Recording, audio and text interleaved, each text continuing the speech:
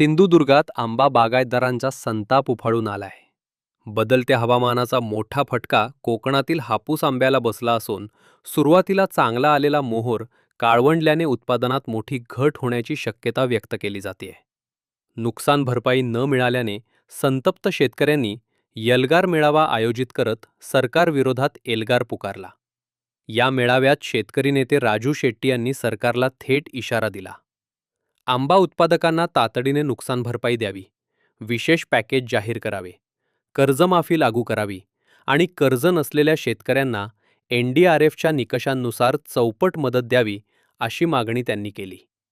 मागण्या मान्य न झाल्यास 12 मार्च रोजी सिंधुदुर्ग जिल्हाधिकारी कार्यालयावर भव्य मोर्चा काढण्याचा इशारा देण्यात आलाय. यानंतरही शासनाने दखल घेतली नाही तर सिंधुदुर्ग, रत्नागिरी, सांगली आणि सातारा जिल्ह्यातील शेतकऱ्यांना सोबत घेऊन मुंबई-गोवा महामार्ग रोखण्याचा इशाराही देण्यात आला आहे. कोकणातील आंबा संकट आता राजकीय वळण घेण्याची चिन्हे दिसत असून सरकारची पुढील भूमिका काय असेल याकडे संपूर्ण राज्याचे लक्ष लागले आहे. आज कोकणातल्या आंबा बागायतदारांच्यासाठी म्हणून एल्गार मेळावा आयोजित केलेला होता. त्याला खरोखरच सुखद असा धक्का मला बसला आणि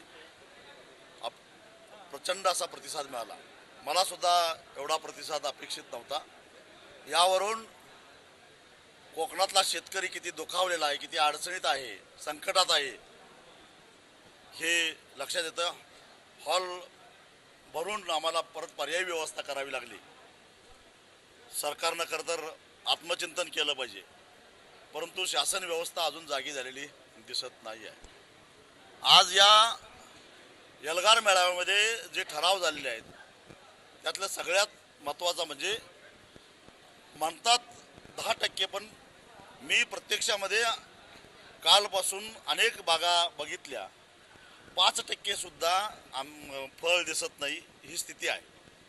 तेव्हा हेक्टरी 5 लाख रुपये अथवा क्विंटॅला 5,000 रुपये या पद्धतीनं थेट नुकसान भरपाई सरकारनं दिली पाहिजे आणि या संदर्भातला निर्णय सरकारनं तातडीनं घ्यायला पाहिजे.